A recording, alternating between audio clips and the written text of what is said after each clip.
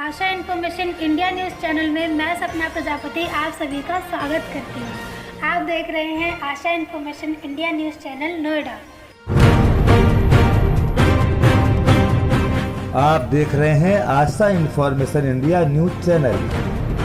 उत्तर प्रदेश और भारत सरकार यानी केंद्र सरकार का अमानवीय चेहरा काली करतूत लोगों को दिखाई दे रहा है। हर तरफ अत्याचार की बारिश हो रही है, अन्याय जुल्म का नजारा देखने को मिल रहा है। अपहरण, हत्या, बलात्कार तो आम बात हो गई है।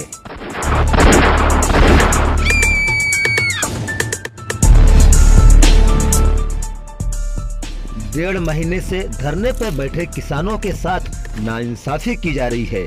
कितने किसानों की ठंड लगने से मौत हो गई, लेकिन सरकार की आंखें बंद की बंद रह गई हैं। धरने पे बैठे किसानों के साथ वहाँ क्या हो रहा है, ठंडी में कैसे वो जी रहे हैं, सरकार से कोई मतलब नहीं। सरकार बिल्कुल बेखबर बनी हुई है। केंद्र सरकार की इस बेरहम करतूत से तंग आकर निराश होकर सुप्रीम कोर्ट यानी भारत के सुप्रीम कोर्ट ने नाराजगी जताते हुए कहा कि आप कुछ करते हो या नहीं, या हम ही कुछ कर दें, यानी कि किसान विरोधी कानून को उखाड़कर फेंक दें। आखिरकार किसानों पर रहम करते हुए भारत के सुप्रीम पावर ने मोदी सरकार के किसान विरोधी कानून पर रोक लगा ही दिया है। सुप्रीम पावर ने कहा यह अमानवीय है।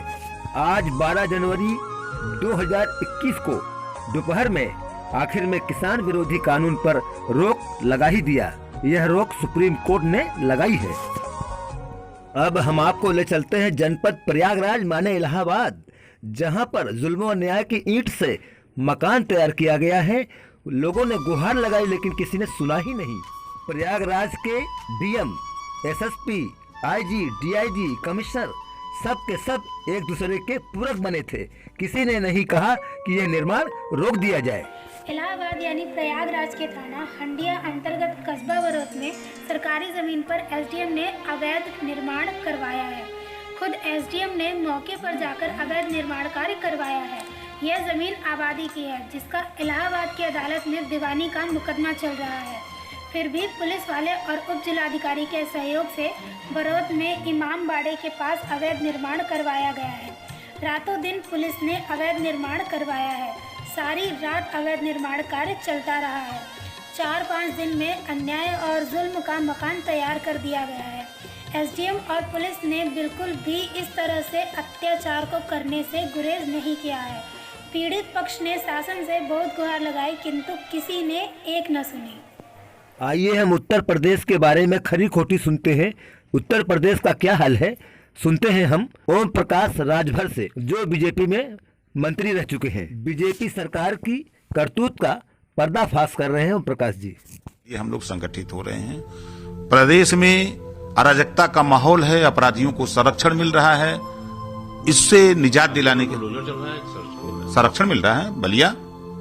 बलिया में पाल की हत्या होती है और अपराधी के साथ पूरी भाजपा खड़ी हो जाती है।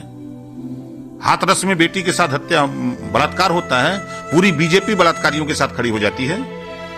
चिन्मयानंद बाहर हैं, पूर्व मंत्री बीजेपी के बाहर हैं, लड़की जेल में है। लड़की उन्नाव सेंगर, लड़की ऊपर चली गई, सेंगर नीचे घूम रहे हैं। ये क्या है? अभी आपके भैया मैंने देखा, कल एक वीडियो देखा बीजेपी के एक बड़े कद्दावर नेता जो पूर्व विधायक शिवपुर का, आपने भी देखा होगा शायद। ये बीजेपी का कल्चर है। इसे निजात दिलाने के लिए हम लोग इकट्ठा हो रहे हैं। ये शुद्ध रूप से आप जब बीजेपी सत्ता में नहीं थी तो एक चिटफंड कंपनी थी, उसको लेकर के बड़ा आंदोलन किया, और जब वो बीजेपी में शामिल हो गया तो का वो घोटाला खत्म। अपराध करो, बीजेपी में शामिल हो जाओ, खत्म। यही है, ये अपराधियों की गोल है। ये झूठ है। बुलडोजर कहाँ चलता है? बुलडोजर वो खाली दिखाते हैं, जेसीबी ले जाकर के एक आध दो ईटा सरका देते हैं, उसके बाद दिखा देते हैं कि गिर रहा है। कहीं कुछ नहीं है, कहीं कुछ नहीं है। देखिए, अपराधियों कोई जाति नहीं होती है, लेकिन ये सरकार जाति चीन चीन करके अपराधी के साथ कार्रवाई कर रही है। ये सबसे बड़ा खतरनाक है। मैं फिर कह रहा हूं, अपराधियों कोई जाति नहीं होती, लेकिन ये सरकार ये साबित कर रही है कि हम जाति चीन चीन के अपराधियों के खिलाफ कार्रवाई कर रहे हैं। क्या मौका देते हैं? छोड़ दिए, जो सिलेंडर कर दिया छोड़ दिया। कहां राम कहते हैं? सरेंडर तो किया विकास दुबे, राम किया, गाड़ी पलट गई। आप बताइए, राम किया विकास दुबे के ऊपर? पंजाब से भी लाने की चल रही है। नहीं, देखिए वो कानूनी दावपेच है, वहां भी केस है उनकी, जिनके ऊपर जहां जहां केस है, तो अब वो सरकार के ऊपर है ना। अपराधी तो सरकार के अधीन होता है ना, कि सरकार से बड़ा अपराधी होता है। जब सरकार नहीं आने दे रही है तो क्या करेगा वो आदमी?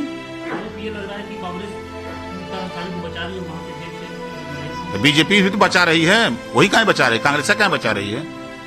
बलिया में बीजेपी नहीं बचा रही है, हाथरस में बीजेपी नहीं बचा रही है। नंगा तांडव हुआ, रात को 12 बजे लाश जलाई जा रही है, इसको नहीं कोई देख रहा है। खाली कांग्रेस का दोष है, बीजेपी उस खुलेआम कर रही है। मुख्तार को आने में खतरा है क्या? कोई खतरा नहीं है कहीं। नहीं, गाड़ी पलटने अच्छा नहीं है, कैसे पलटेगी? पलटेगी कैसे महाराज? आप लोग साथ हैं? बिल्कुल साथ है, परिवार भी साथ रहेगा क्या? बिल्कुल रहेगा। इस गठबंधन में है? अभी तो बसपा में है, बसपा से मिलने हैं। बात हमारी किससे नहीं होती है, बात हमारी पूरे देश। एजेंडा है क्या इस गठबंधन का? क्या एजेंडा है? देखिए, जो हमारा भागीदारी संकल्प मोर्चा है, साफ साफ एजेंडा हमारा है। हम उत्तर प्रदेश में 22 में सरकार बनाकर स्नातकोत्तर तक फ्री शिक्षा, अनिवार्य शिक्षा और समान शिक्षा, जो पाठ्यक्रम प्राइवेट में है वही पाठ्यक्रम हम यहाँ करेंगे। किसके लिए? सबके लिए, जो गरीब, कमजोर, पिछड़े, दलित, समान शिक्षा सबके लिए। ये नहीं हम चीन के पकौड़ी नहीं बांटेंगे, सबके लिए। हम बिजली का बिल माफ करेंगे, घरेलू बिजली उस दायरे में जो है सबका माफ करेंगे। हम स्वास्थ्य, हम सबको अस्पताल में दवा एक समान सबको देंगे, चीन की नहीं कि वो भाजपा के उनका भर्ती कर लो या भाजपा के इनका न करो। आप देख रहे हैं Asha information India news channel.